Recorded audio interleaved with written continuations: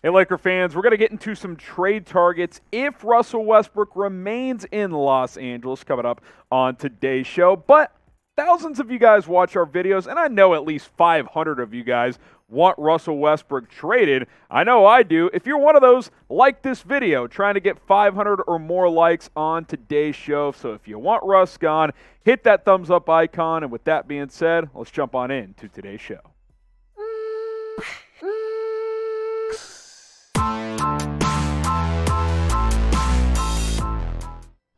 Welcome into the Lakers Report. I am Harrison Graham. Like I mentioned, trade targets is the topic of today's show if the Lakers keep Russell Westbrook, which, according to the recent reports, that seems a little bit more and more likely. Plus, at the end of the show, we keep our word. Lots of shout-outs to give based on some of you who commented Lake Show on yesterday's video, so stay tuned for the end of the show.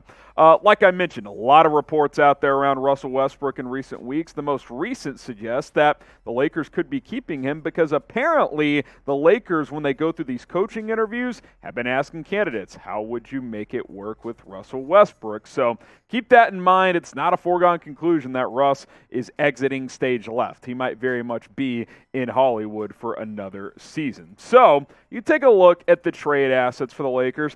I won't lie, it's not great. Talen Horton-Tucker, who I think a year ago had much better value than he does now, but still a young player that has some talent. Kendrick Nunn is a very tradable type of piece. You got a first-round pick in 25 and 27 that you can trade, 25 through 27, 23 through 27, your second-round picks as well, so you don't have anything to offer here in 2022, and then a couple of small trade exceptions. So it's not like you have great assets. That being said, a year ago, the Lakers clearly made it clear they did not want to move Horton-Tucker. I would be open to doing that now because I did not think he improved this year. Now, I do think he can still improve and play better moving forward. I'm not saying I'm a THT doubter. I'm just saying if you can move him to get a better player in here, that's probably something I would entertain if I'm Los Angeles, especially if I'm trying to maximize this championship window. Where will Russell Westbrook play next season? Will it be with the Lakers? Will it be with another team? Let us know. Predict it for us down in the comments. Where will Russell Westbrook play next year? And then we'll get into some trade targets. All right, my first trade target, if Russell Westbrook stays in the purple and gold, how about Gary Trent Jr., the wing for the Toronto Raptors, who they, of course, went out and traded for a couple of trade deadlines ago from the Portland Trail Blazers with that trade involving Norm Powell.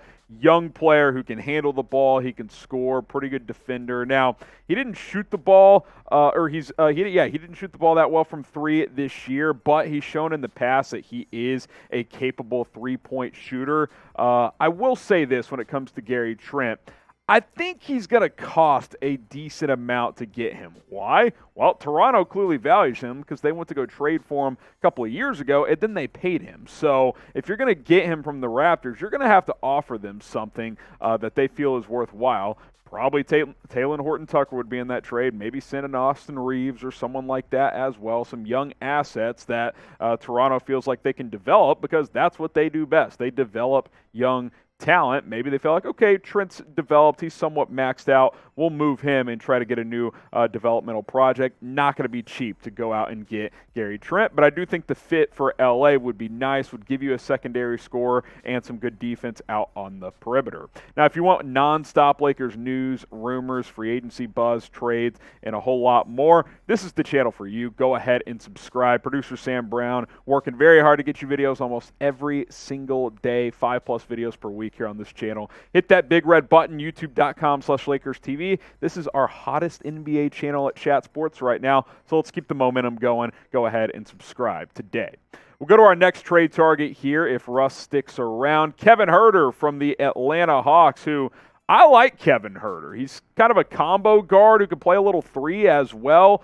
Good shooter, has played pretty well next to Trae Young down in Atlanta. What I like about him, too, is he knows what his role is. He knows he's not a star. He knows he's a role player, but he's a good role player. He shoots the ball well. He can dish a little bit, space the floor, decent defender as well.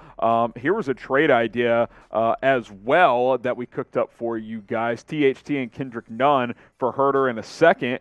I would probably do this trade. Kendrick Nunn did not play at all last year for LA. Horton Tucker, like I said, was up and down. So maybe Atlanta's in a boat. We're like, okay, we don't want to commit to Huerter long term. We'll go ahead and flip them and get a couple of young pieces in Horton Tucker and Kendrick Nunn. If you get Huerter, you basically have a second Austin Reeves that's just a little bit better. So you have two guys that can, play good roles as energy guards that can score, shoot the basketball, create a little bit.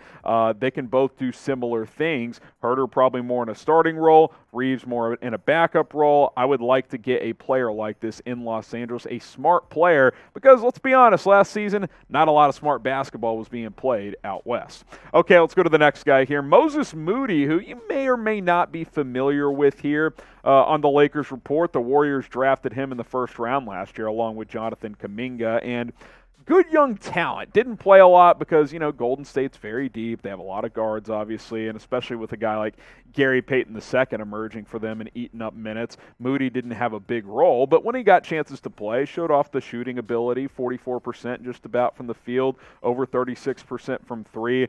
His profile coming out of college out of Arkansas was a score-first type of guard. He can put the ball on the deck a bit. He can shoot.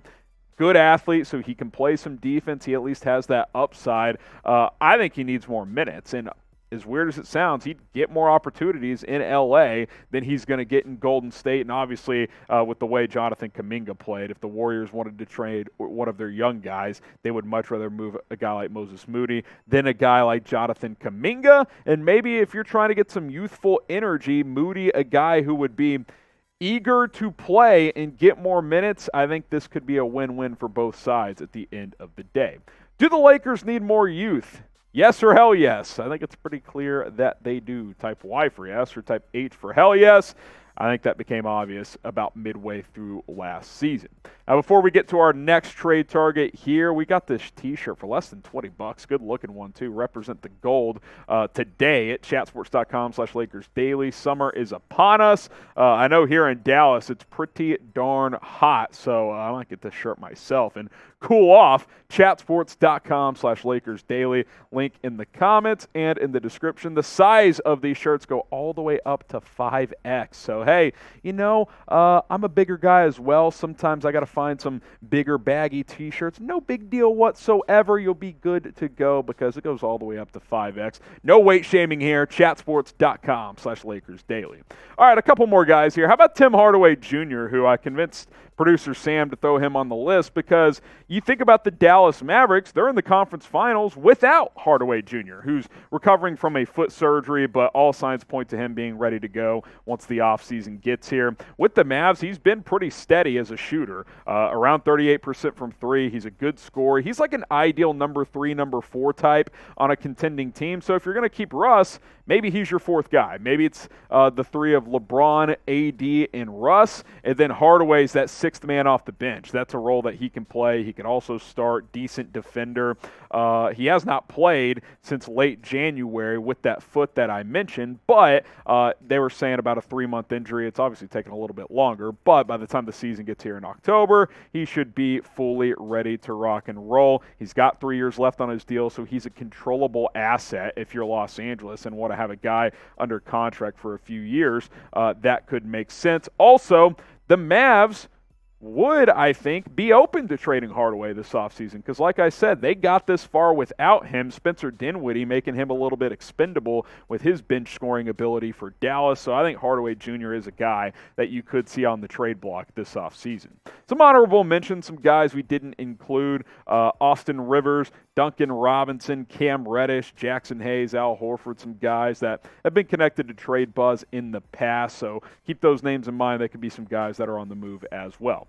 One more name, Richaun Holmes, and the main reason I'm mentioning him here is, 1, good player, 2, not sure how he meshes next to Domantas Sabonis moving forward. Now, you kind of look at the rise and fall, did not play as well a year ago for Sacramento. I think some of that was due to the trade for Sabonis, but maybe that's lowered his trade value. The field goal percentage is still good, just getting less opportunities. I don't think the fit's good next to Sabonis for Holmes long-term in Sacramento, so I think moving him makes sense. Now, you could question, could he fit next to an Anthony Davis?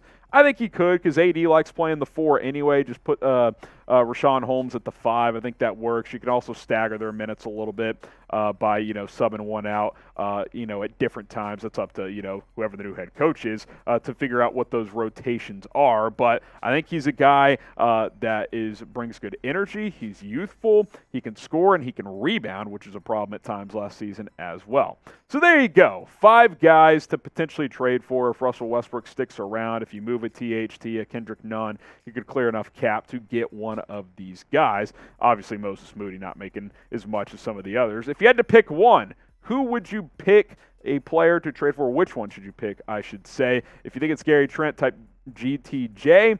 If you think it's Kevin Huerter, type KH. Moses Moody, MM, Tim Hardaway Jr., THJ, or RH for Richaun Holmes. Let us know who you would like to trade for. All right, that's going to do it for today's Lakers Report. Be sure to subscribe to the channel as we'll have more videos coming up throughout the week. And yes, we did not forget some Lake Show shout-outs. We're a channel of our word here, whether it's me, Chase Sr., or anybody else. If we say we're giving shout-outs, we're going to do it. So about 40 of you guys commented Lake Show, so I'm just going to sprint through these. Matthew Torres, the Brain Surfing Podcast, Herbert Smith, Cody, Ohio, Clayton Lockhart, Sergio Perez, Sports Talk 50, Frank Hill, Bobby Cakes. Go to the next grouping here. Batty Cakes, sorry about that. Daryl, Jim, Lobo, Vince. Is that Wilness? We got Kinsaw, King, Josh, Felix, Jimmy Perez, Nate Dogg, Melly. We got Paul, Damian, Hurricane Studio, Sebastian, Fernon, Q Deuce, Mikey Sand, Dominique, 5, and I believe these are the last groupings here. Aaron, Andre, Crenshaw, Allen, Freddie, Adele, Victor. Thank you guys so much. Thank you for being loyal viewers. And hey, when you guys get to the end of the video, usually we offer some incentives. So we'll be giving shout outs in the future as well. Appreciate you guys for tuning in. We'll see you next time here on the Lakers Report.